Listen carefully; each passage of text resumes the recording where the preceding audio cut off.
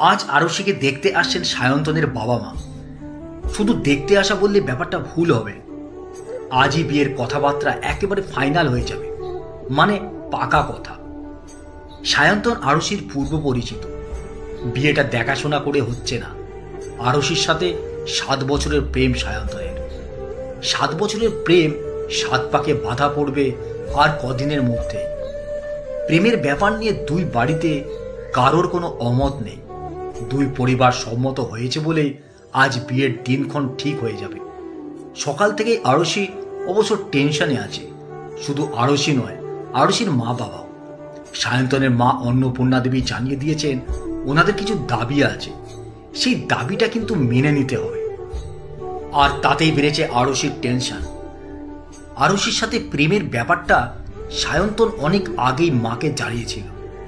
ছেলের প্রেম করা নিয়ে অন্নপূর্ণা দেবী কখনোই কোনো আপত্তি করেননি। আরশির ব্যাপারে সেরকম কিছু জানতেও চাননি তখন। তবে বিয়ের ব্যাপারে সায়ন্তন মাকে জানাতেই অন্নপূর্ণা দেবী ছেলেকে জিজ্ঞাসা করেছিলেন, মেয়েটি কি করে? আমরা একই সাথে জব করি। বাড়িতে কে কে আছেন? বাড়িতে আরশি আর আরশির বাবা মা। আর বাবা কি করেন? Bank manager. 3 মাস পর উনি রিটায়ার করে যাবেন। বাবার একমাত্র মেয়ে? হ্যাঁ মা। তারপর কিছুক্ষণ কি যেন একটা ভেবে নিয়ে অন্নপূর্ণা দেবী বলেন, বাবার একমাত্র মেয়ে যখন, তা বেশ ভালো। সে যাই হোক, আমার অসুবিধা নেই। তবে আমাদের কিছু দাবি আছে। সায়ন্তন অবাক হয়ে জিজ্ঞাসা করেছিল, দাবি? কি সব বলছো মা? বিয়েতে দাবি করবে? এটা খারাপ দেখায় না? কিছু খারাপ দেখায় না। বাবার একমাত্র মেয়ে বলেই দাবিটা সঙ্গত বলে মনে করি। তাছাড়া ছেলের বিয়ে দেব আর দাবি থাকবে না? প্রেম করেছিস বলে আমাদের কিছু দাবি থাকবে না, সেটা ভাবলি কি করে? যাই হোক, তুই ওদের জানিয়ে দিস কথাটা। মায়ের দাবির কথা সায়ন্তন আরশিকে জানায়। আরশি এমন কথা শুনে একটু অবাকই হয়। বিয়েতে দাবি হওয়ার ব্যাপারটা সত্যিই যেন কেমন একটা শুনতে লাগে। সায়ন্তনের মায়ের প্রতি যে ভক্তির পারদটা ছিল, সেটা যেন নেমে যেতে থাকে আস্তে আস্তে। সেদিন থেকে আরশির মনটা ভীষণ খারাপ। আরশিও এই ব্যাপারটা বাড়িতে মা বাবাকে জানায়। কথাটা শুনে অবশ্য আরশির মা বলেছিল, আমরা কোন দিক দিয়ে কম আছি বলতো? ওনারা আসুক আগে, দেখেই না কতটা কি দাবি করে। তাহলে এভাবে কেউ আগে থেকে বলে কয়ে আসে? আমি কিন্তু চুপ করে থাকবো না মা, প্রতিবাদ করবই। যারা এইভাবে দাবির কথা জানায়, আমি সেই সব মানুষদের পছন্দ করি না। তাতে আমার বিয়ে হয় হবে, না হয় না হবে। আর সেটা সায়ন্তনকে পরিষ্কারভাবে জানিয়েও দিয়েছি আমি। সায়ন্তনের মা বাবা এসেছেন আজ আরশিদের বাড়িতে। আরশিও বেশ সাজগোজ করে সায়ন্তনের বাবা মায়ের সামনে এসে বসেছে। যেদিন থেকে দাবি দেওয়ার কথা শুনেছে, সেদিন থেকে আরশিদের মনের মধ্যে একটা অস্বস্তি কাজ করছে। ছেলের বিয়ে দেবে, তাই দাবি দেওয়া নিয়ে এসেছে এমন কথা ভাবলে গাটা যেন রিরি করে উঠছে আরশির।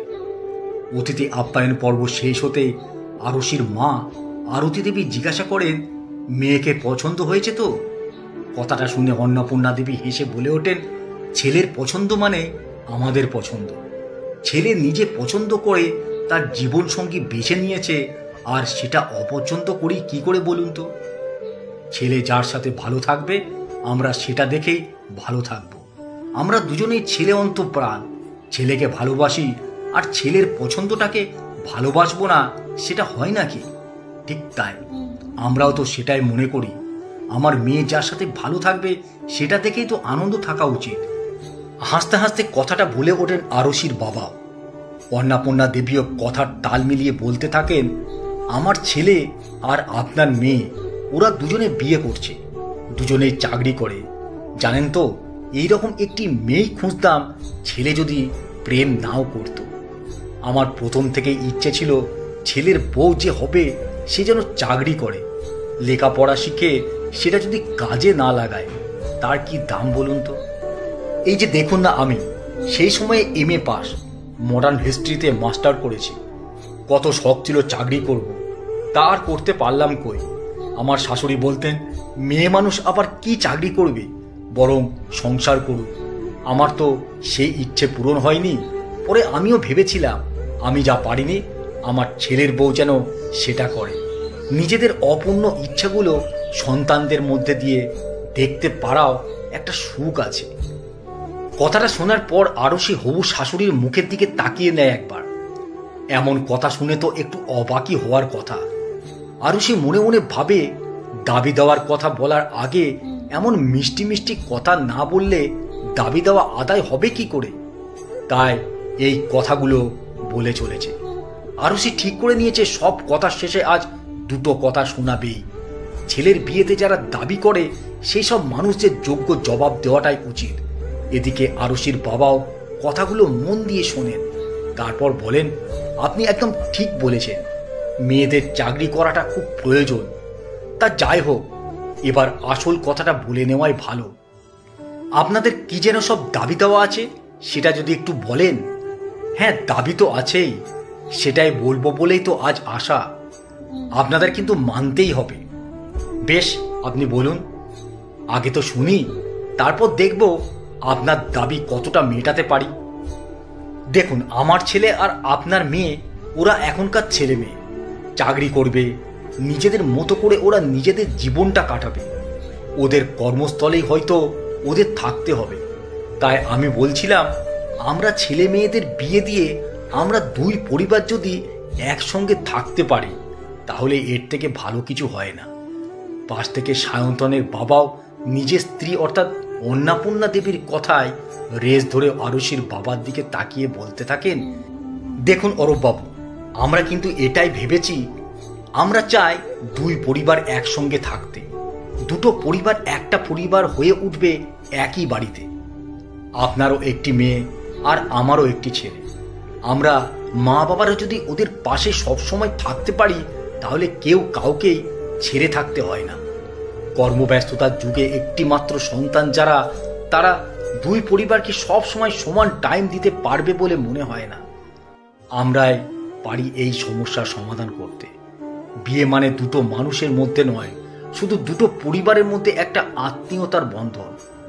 সন্তানদের ছেড়ে না থেকে ওদের সঙ্গে থাকতে পারার আনন্দটাই যে আলাদা। তাই বিয়ে নামক এই অনুষ্ঠানের দ্বারা আমরা বরং একটা পরিবার হয়ে উঠি। এমন কথা শুনে অরূপবাবু অর্থাৎ আরশির বাবা বলেন, এ তো খুব ভালো প্রস্তাব। এরকম ভাবে ভেবেছেন, সত্যি খুব ভালো লাগছে। কিন্তু আপনাদের দাবিটা তো এখনো বললেন না। আবার কিসের দাবি? এতক্ষণ ধরে যে বললাম এই একসঙ্গে থাকার কথা, এটাই আমাদের একমাত্র দাবি। দাবি মানে ওই টাকা পয়সা সোনাদানা? তাহলে কথাটা শেষ করতে না দিয়েই অন্নপূর্ণা দেবী বলে ওঠেন, সোনাদানা টাকা পয়সা এসব নিয়ে কি করব? সম্পর্কের মাঝে এইসব লেনদেন চলে না। মানুষের সাথে মানুষের মনের মিল হলেই হয় বিবাহ নামক একটা বন্ধন গড়ে ওঠে। যে বন্ধনটা হবে আত্মীয়তার বন্ধন। সোনা দানা টাকা পয়সা দিয়ে সে বন্ধনটা কখনো গড়ে ওঠে না। তাই ওসবের কোনো প্রয়োজন নেই। আমরা বরং সম্পর্কের হিসেবটা বুঝে নিই। টাকা পয়সা যদি খরচ করতেই হয়, চলুন না আমরা দুই পরিবার মিলে এই বিয়ে উপলক্ষে অসহায় দুস্থ কিছু মানুষদের পাশে থেকে সেবা করি। এইরকম একটা অনুষ্ঠানের আয়োজন করতে পারলে বোধহয় মন্দ হতো না।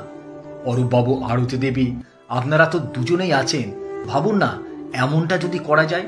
এমন কথা শুনে আরশি তার বাবা মায়ের মুখের দিকে তাকায়। আরশির বাবা মাও আরশির দিকে তাকিয়ে থাকে। এসব কথা শুনে কি বলবে বুঝে উঠতে পারছে না কেউ। নিজের কাছে আরশি নিজেই যেন ছোট হয়ে যায়। ভিতরে ভিতরে একটা অপরাধ বোধ কাজ করে এই ভেবে যে মানুষের সম্পর্কে কত ভুল ধারণা কাজ করে আমাদের। দাবি দেওয়া মানে যে টাকা পয়সা, নগদ দান সামগ্রী, সোনা দানা নয়, সেটা উপলব্ধি করতে পারে আরশি। অন্তরের সম্পদে সমৃদ্ধ সায়ন্তনের বাবা মা।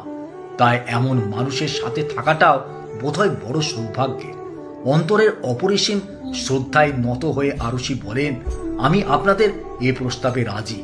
আমি চাই বিলাস বাসনে আড়ম্বরসজ্জার জীবন অতিবাহিত করার থেকেও কিছুটা সময় যদি অসহায় দুস্থ মানুষদের সঙ্গে আনন্দ ভাগ করে নিতে পারি, তাহলে এর থেকে ভালো কাজ হতে পারে না। এই তো চাই মা। আমার বিশ্বাস ছিল আমার ছেলে কখনো ভুল মানুষকে পছন্দ করতেই পারে না। এমন মনের অধিকারিণী হওয়ায় তো প্রয়োজন। যাই বলেন অরূপবাবু, আপনার মেয়ে বাইরের রূপে শুধু সুন্দরী নয়, অন্তরের আলোয় বেশি সৌন্দর্যময়ী। কথাগুলো বলেই আরশিকে কাছে টেনে নিয়ে জড়িয়ে ধরেন অন্নপূর্ণা দেবী। আরশিও সমস্ত ভুল ভাবনার বাঁধ ভেঙে গিয়ে ভালোবাসার প্লাবনে হবু শাশুড়ি মাকে জড়িয়ে ধরে মনে মনে ক্ষমা চেয়ে নেয়। চন্দন দিয়ে অপরকে সাজালে অপর মানুষটি সেজে ওঠে ঠিকই, চন্দনের সুগন্ধ কিন্তু নিজের হাতেও থেকে যায়। অপরের জন্য ভালো কাজ করলে আনন্দটা নিজের ভেতরেও হয়, এই সত্যটা উপলব্ধি করে আরশি। এইরকম আনন্দময় পরিবেশে এক খুশির বন্যা বয়ে যায় চারিদিকে, সকলের মুখে যেন এক প্রশান্তির হাসি। তারপর আরশির মা অর্থাৎ আরতি দেবী বলেন, বিয়ের একটা ভালো দিন তাহলে। কথাটা শেষ করতে না দিয়েই অন্নপূর্ণা দেবী বলে ওঠেন, ওই একটা কাজই আপনাদের, শুধুমাত্র বিয়ের দিনটাই আপনারা ঠিক করবেন। সেই শুভ দিনে দুই পরিবার একত্রে মিলিত হয়ে বিয়ের অনুষ্ঠানটা করতে যায়। নিশ্চয়ই, তাহলে বিয়ে উপলক্ষে ওই অনুষ্ঠানটা কোথায় করা যায় সেটাও তো ভাবতে হবে। আপনারা যদি চান তাহলে আমাদের বাড়িতেই হোক সেই অনুষ্ঠান। আমাদের তো অত বড় বাড়ি, কারোর কোনো অসুবিধা হবে না। আর আমন্ত্রিত থাকবে সেই সব দুস্থ মানুষরা। হোক না বিয়েটা একটু অন্যরকম করে, আপনার মেয়েই বরং আসুক বিয়ে করতে। বিয়ে করে নিয়ে যাবার রীতি থেকে সরে এসে দিন বদলের ডাক দিই বড়, একটা অন্যরকম বিয়ে হোক। বিয়ের বৈদিক আচার যতটা মানা যায় ততটাই মানব। শুধু একটাই অনুরোধ করব, আপনাদের বিয়েতে কন্যাদান টন্যাদান বলে কোনো আচার যেন না হয়। মেয়েরা ভারী সৌন্দর্য, সুন্দরের মূর্তিময় প্রতিমা, দান করার ব্যাপারটা সেখানে আসেই না। আর দান যদি করতেই হয় তাহলে ওই দিন আমরা বস্ত্র দান করতে পারি দুস্থ মানুষদের জন্য। অন্নপূর্ণা দেবীর কথা মন্ত্রমুগ্ধের মতো শুনতে থাকেন সকলে। কথাগুলো শোনার পর অরূপবাবুই বলেন, আমরা আপনার সঙ্গে একমত। প্রচলিত রীতি থেকে একটু সরিয়ে এসে আমরাও নতুন দিনের সূচনা করতে পারি। তাই কোনো দ্বিমত না করে অন্নপূর্ণা দেবীর বাড়ি নামক মন্দিরে শুভ কাজ সম্পন্ন করতে পারলে আমরা নিজেদের সৌভাগ্যবান বলে মনে করব। আর দেরি কেন, বরং আজ থেকেই আমার একে অপরের পাশে থাকার অঙ্গীকারবদ্ধ হই। আমাদের পরিবার একটাই পরিবার হয়ে উঠুক, আমাদের সংসার হোক অন্নপূর্ণার সংসার।